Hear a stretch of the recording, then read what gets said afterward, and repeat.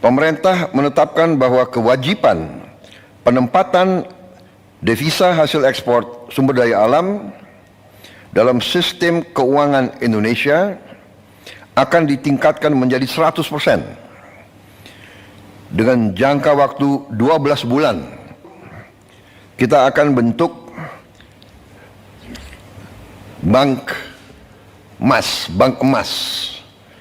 Jadi selama ini kita tidak punya bank untuk emas kita. Tidak ada di Indonesia. Indonesia siap mengambil langkah berani untuk melawan pengaruh global. Apa yang akan terjadi jika negara ini berhenti bergantung pada bank asing dan mulai mengendalikan kekayaannya sendiri? Apakah ekonomi Indonesia akan jadi lebih kuat atau justru merugi? Mari kita ulas. Kebijakan ekonomi yang diusung oleh Prabowo Subianto, Presiden Indonesia, membuka babak baru dalam perjalanan perekonomian Indonesia menuju kemandirian finansial dengan ketegasan dan visi jauh ke depan. Prabowo berencana untuk menjadikan Indonesia lebih mandiri dalam hal ekonomi dan keuangan. Di tengah ketidakpastian global, kebijakan ini memiliki potensi untuk merubah lanskap ekonomi Indonesia secara signifikan.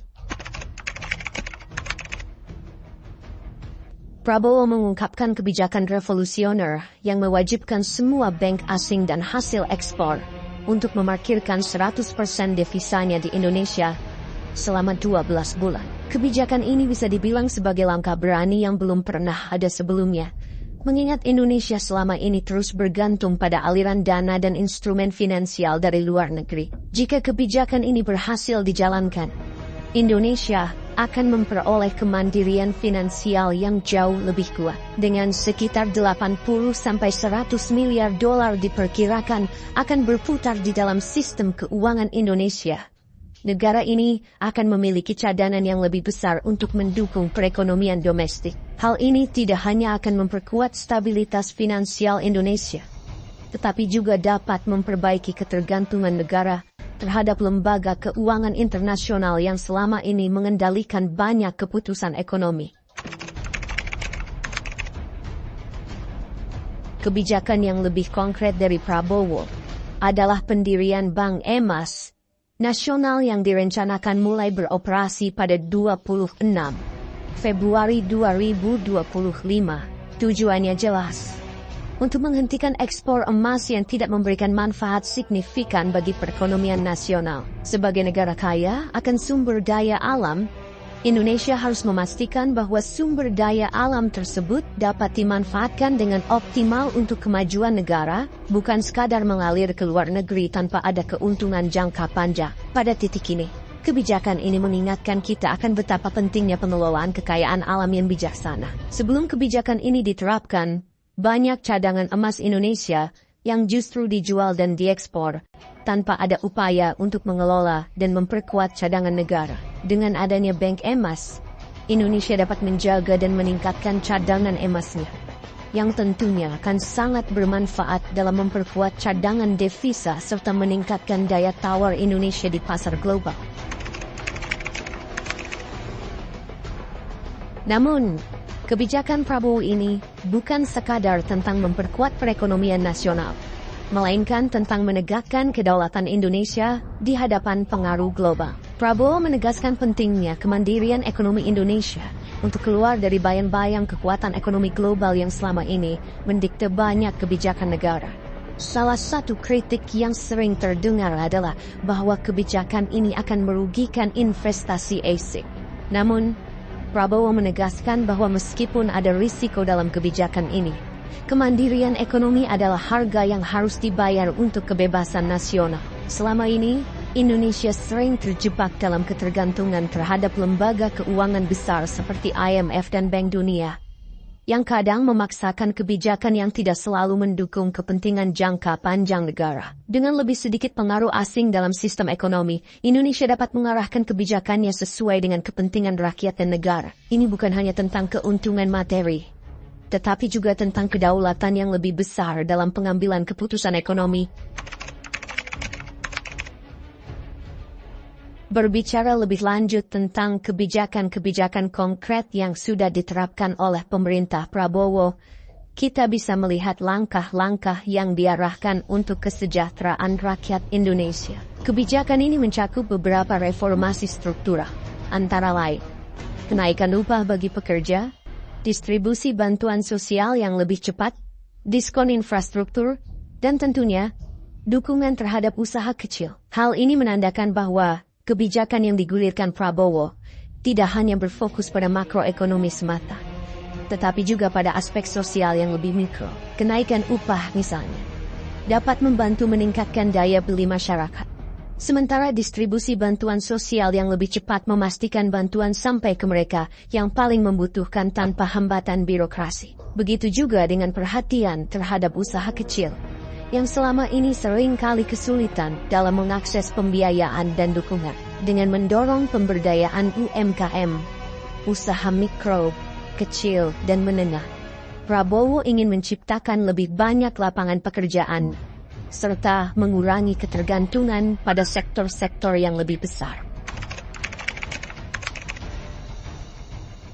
Muncul kritik dari pihak yang mempertanyakan apakah kebijakan ini akan mengurangi minat investasi asing di Indonesia. Ada yang berpendapat bahwa dengan membatasi aliran devisa ke luar negeri, Indonesia bisa kehilangan banyak investasi yang diperlukan untuk pertumbuhan ekonomi. Di sisi lain, ada juga yang menyuarakan bahwa langkah-langkah ini bisa membuat Indonesia lebih tertutup dan menambah ketegangan dengan negara-negara besar. Namun, Prabowo tampaknya sudah memikirkan hal ini dengan matang. Kemandirian ekonomi lebih penting daripada pengaruh asing, ujarnya dengan tegas. Indonesia tidak akan lagi membiarkan pendapatan ekspor disimpan di luar negeri, seperti Singapura atau Swiss. Kebijakan ini dirancang untuk menjaga agar lebih banyak uang yang diperoleh Indonesia melalui ekspor bisa berputar dalam perekonomian domestik. Langkah Indonesia ini dapat dianggap sebagai bagian dari strategi lebih besar untuk memperkuat posisi Indonesia di kancah global. Dengan menekan aliran dana keluar dan mendorong pengelolaan kekayaan negara secara lebih mandiri, Indonesia akan mampu menjaga kestabilan ekonomi dan bahkan menguatkan posisi rupiah yang selama ini sering terpengaruh oleh fluktuasi ekonomi global. Pembentukan Bank Emas adalah simbol konkret dari upaya ini untuk meningkatkan kemandirian ekonomi Indonesia. Jika kebijakan ini berhasil, Indonesia tidak hanya akan memperkuat kontrol terhadap sumber daya alamnya, tetapi juga berpotensi memperkuat hubungan dengan blok ekonomi alternatif seperti BRICS. Hal ini tentunya akan memberikan dampak jangka panjang yang positif bagi Indonesia dalam upayanya untuk mengurangi ketergantungan pada kekuatan ekonomi Barat. Seiring dengan langkah-langkah besar ini, tentu saja akan ada tantangan dari berbagai pihak, terutama mereka yang memiliki kepentingan asing. Prabowo sudah mengantisipasi bahwa akan ada perlawanan dari negara-negara besar dan para investor asing yang berasa terdampak oleh kebijakan ini. Namun, dengan komitmennya untuk memperjuangkan kedaulatan ekonomi Indonesia, Prabowo tampaknya tidak takut menghadapi tantangan tersebut. Sebagai pemimpin, Prabowo menganggap bahwa perjuangan untuk kemandirian ekonomi adalah sebuah tugas mulia yang harus dilakukan. Meskipun ada tantangan berat yang harus dihadapi, dalam jangka panjang, Indonesia akan lebih kuat dengan memiliki kontrol penuh atas kekayaan dan sumber daya alamnya, serta mampu mengarahkan perekonomiannya sesuai dengan visi nasional. Secara keseluruhan, kebijakan yang diusung Prabowo dapat dilihat sebagai langkah besar menuju kemandirian ekonomi Indonesia.